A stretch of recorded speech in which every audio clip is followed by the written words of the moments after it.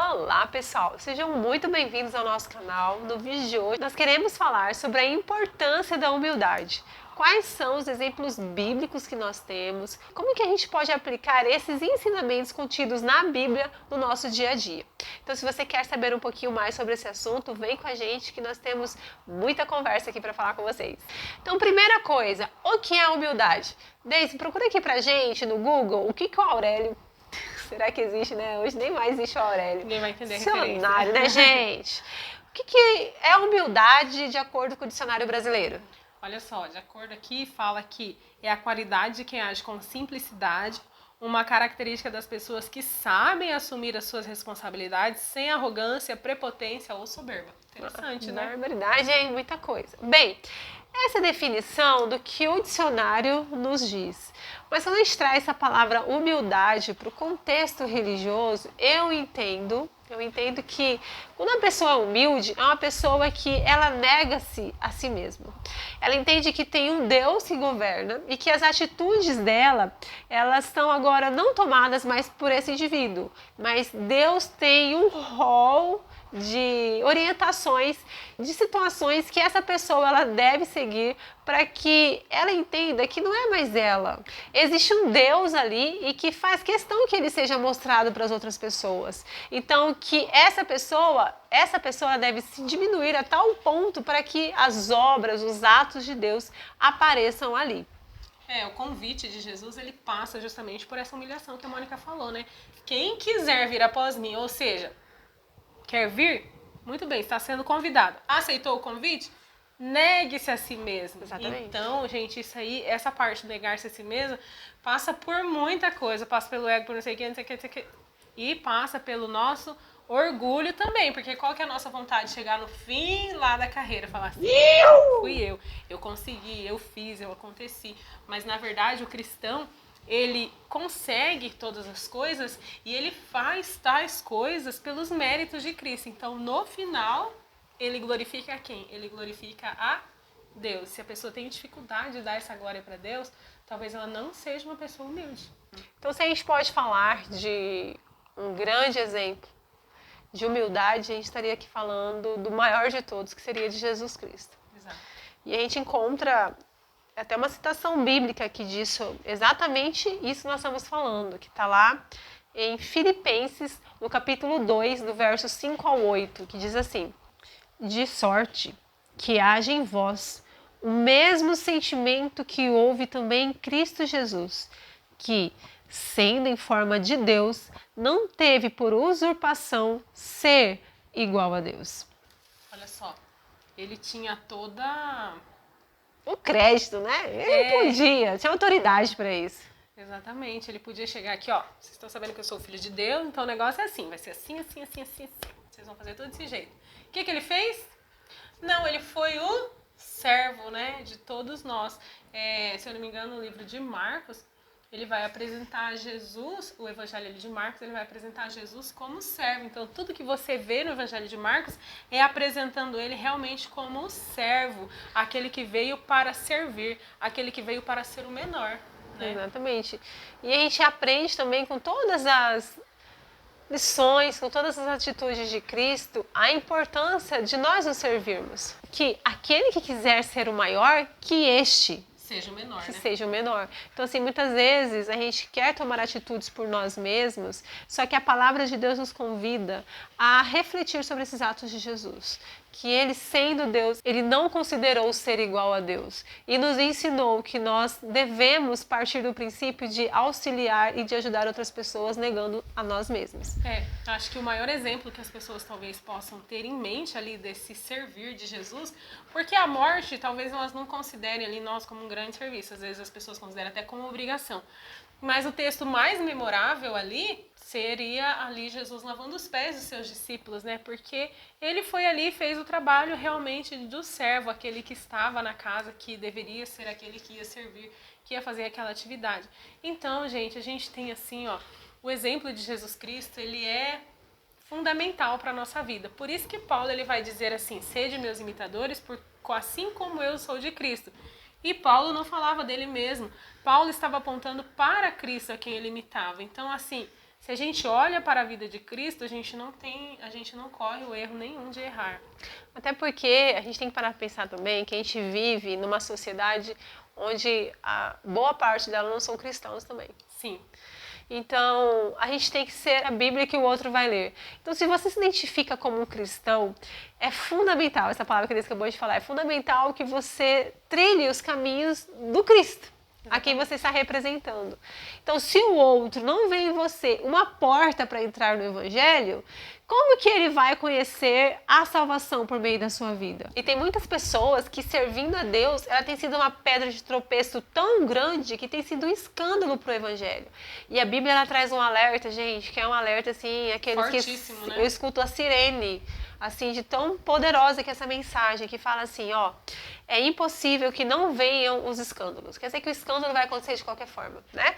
Mas, ai daqueles por quem vierem, melhor lhe fora que lhe pusessem ao pescoço uma pedra de moinho e fosse lançado ao mar, do que fazer tropeçar um destes pequeninos. Então existe uma responsabilidade tão grande daquele que professa a fé, porque se você faz tropeçar um daqueles que porventura iria conhecer a Cristo, a Bíblia fala assim, olha, amarra uma pedra, meu filho, e se lança ali, porque você vai está se fazendo corromper uma pessoa. É mais um que vai ser condenado por conta de uma tolice que você está cometendo. Então, pessoal, assim, a gente está falando essa mensagem com o intuito assim... de amedrontar as pessoas, né? Não é de tipo assim, olha, você vai ser crente, você nunca vai poder cometer um pecado, né? Deslize, né? Deslize, sim. Mas assim, gente, é a certeza de que você está numa rota de mudança. É uma certeza de que você vai mudar as suas atitudes, a sua maneira de falar, a sua maneira de agir. E o mundo vai te ver diferente. Porque quando o mundo vê diferente, aí existe uma conversão muito grande. Porque as pessoas veem o testemunho, aquela coisa forte, aquela coisa impactante. Fala assim, nossa, mas essa pessoa era assim, agora ela está agindo assim. O que aconteceu com ela? Quero saber. Foi o Evangelho, né? Uhum. Foi o Evangelho. Aí quando ela consegue entender que foi o Evangelho, ela fala assim, bom, se fez isso com ele, eu também quero pra minha vida. Se a família dele tá diferente, por que eu não posso ter uma família igual? Né? Sim. Então, assim, a gente pode tocar a vida das pessoas de uma forma que a gente não vai ter compreensão. E quem sabe quando a gente chegar no céu, Deus vai mostrar. Olha aqui esse filho, né? A dimensão, né? A gente não tem dimensão, né? Tem um hino que fala, né? Que a pessoa chega no céu e ela agradece pelo livro que ela recebeu, pela pregação que ela ouviu, lindo, porque né? Através daquele livro ela conheceu Jesus, pelo hino que foi escrito, porque através daquele hino ela conheceu Jesus. Irmãos, os nossos testemunhos também fazem com que as pessoas se convertam. Forte. Às vezes a pessoa não tem abertura ali para falar do Evangelho. A gente conhece países até onde não se pode pregar o Evangelho. E muitos cristãos vão lá para servir com o seu trabalho, com o seu serviço, com a sua mão de obra. E ali eles estão anunciando Cristo. Porque, irmãos, às vezes o nosso desejo é tão grande de falar, é uma responsabilidade tão grande de falar, né? Mas também o servir demonstra Cristo. É isso que você precisa entender. Às vezes você quer pregar de Jesus para alguém e você não tem a oportunidade. Mas vá servir essa pessoa, vá ajudá-la em algo que ela necessita. Mostre o Cristo que está na sua vida, que te transformou, que te dá essa liberdade para você ir servir e fazer esse trabalho. Às vezes ajudar alguém de alguma forma. A gente tem tantas maneiras de mostrar Cristo, né? Exatamente. A Daisy acaba entrando no nosso próximo item. Como? Como negar-se a si mesmo? Né? Porque a gente tem que entender também que há necessidades diferentes. Há pessoas que precisam de alimentos, precisam de roupas. A gente está vivendo uma tragédia nesse momento no Rio Grande do Sul. Então, assim, como que eu posso servir ao outro? Então, o primeiro passo que a gente entende até agora com essa mensagem é negando-se a si mesmo. Deixando que a mão de Deus atue em mim e eu entenda que não sou mais eu, mas Cristo vive em mim por meio das minhas atitudes, por meio da minha fala, por meio do meu comportamento. E assim as pessoas veem o brilho. Né? Vem o brilho de Deus e percebem que há algo diferente. Não é só o fazer por fazer, mas que existe um Cristo dentro de mim, existe o Espírito Santo que habita dentro de mim e é o meu feito junto com Deus que faz nossa, que coisa diferente. Sim, tem um impacto, né? Exatamente, porque o ajudar é importante também, mas assim, o ajudar somado com a perspectiva do Evangelho...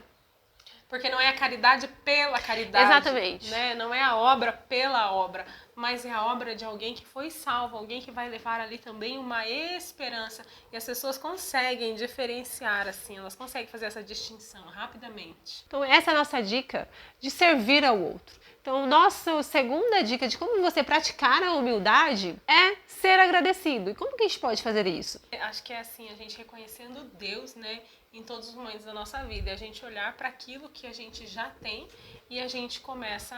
Acho que isso até volta lá na primeira, né? A gente agradece a Deus pelo aquilo que a gente tem e a gente começa a transbordar na vida de outras pessoas através do nosso servir, né? Que nós somos convidados a servir. Exatamente, tanto que lá em 1 Tessalonicenses, capítulo 5, verso 18, diz exatamente assim, ó, deem graças em todas as circunstâncias. Quando a gente vê assim, deem graças em todas as circunstâncias, não está dizendo para nós darmos graças por todas as circunstâncias, né? Que às vezes as pessoas confundem. Dar graça por todas as circunstâncias seria como se você estivesse agradecendo a Deus até por uma tragédia e não sei o que, coisas assim. Não, o que a Bíblia está dizendo é, mesmo nas piores e nas melhores circunstâncias, você dar graças a Deus, porque Ele é aquele que está no controle de todas as suas coisas. Isso passa severamente pela humildade, né? De você reconhecer que você depende ali de Deus e você está agradecendo a Ele por aquele momento que você está vivendo na sua vida. Exatamente. E reconhecer também a gratidão é você reconhecer isso que está acontecendo na sua vida.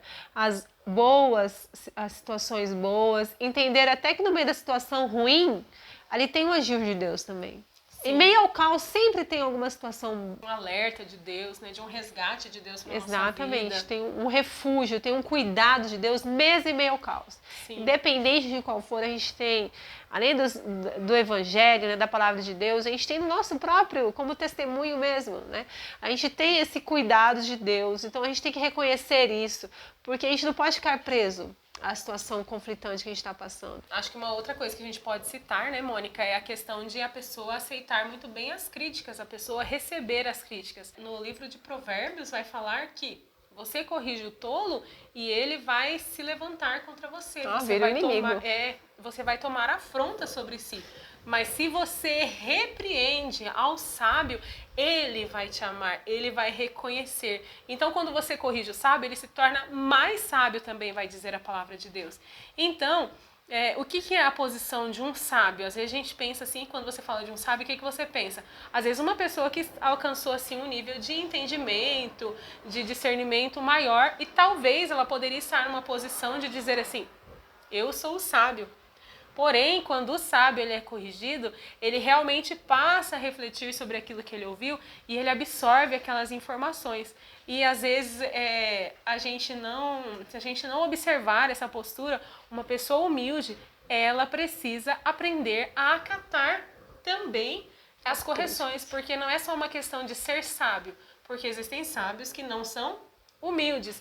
E existem sábios que são humildes. Esse sábio que é humilde, ele vai ouvir a repreensão, ele vai entender, ele vai aplicá-la na sua vida. Acredito também assim que essa questão de aceitar a crítica, ela está diretamente relacionada com a humildade, porque às vezes é muito difícil o outro vir e falar alguma coisa para você. A pessoa não tem o tom, não tem o jeito, e ela fala ali do jeito que tá na cabeça dela, vem atropelando, e você já quer ter uma reação contrária àquilo. Então a humildade, ela passa por isso de aceitar. Não quer dizer também que você vai aplicar, mas você está ali sendo um ouvinte e não tendo uma reação ruim. Tanto que lá em Provérbios capítulo 12, verso 1, diz assim, o que ama a correção, ama o conhecimento. E é claro que isso é válido quando é dito por uma pessoa idônea. Exatamente. Uma pessoa coerente, de boa postura, né, de bom conhecimento. O que ama a correção, ama o conhecimento, mas o que aborrece a repreensão é um bruto. Em outras traduções diz que é um insensato, é um tolo. Então, assim, é óbvio que a gente precisa acatar essas críticas como sugestão de melhorias, porque ninguém é perfeito, né? Não tem essa de, eu sei tudo. Então, assim, a gente tem que saber acatar. Então, isso fundamentalmente é um item que está agregado a você. Como você se tornar uma pessoa mais humilde? Então aceite as críticas, seja agradecido e aprenda a servir aos outros também. E aí a gente falando em críticas, né? A gente tem um vídeo aqui no canal que a gente fala das críticas, como você reagir, como você ouvir. A gente conta algumas experiências pessoais que a gente teve e aí passa por esse tema de relevância, e etc. E aí vocês estão convidados a assistirem Sim, a lá, gente vai tá, deixar gente? marcado aqui pra vocês. Vão lá que esse vídeo a gente colocou várias dicas práticas também, né? Como que deve ser uma reação daquele que se diz temente a Deus. Sim. Bom, e acho que pra gente encerrar, né, esse assunto, nós poderíamos citar ali os frutos do Espírito que está relatado lá no livro de Gálatas, que é um dos mais conhecidos, onde cita os frutos do Espírito, que fala lá, Gálatas 5:22, que vai relatar para nós os frutos do Espírito, diz assim, ó, o fruto do Espírito é amor, alegria, paz, paciência, amabilidade, bondade, fidelidade, mansidão e domínio próprio.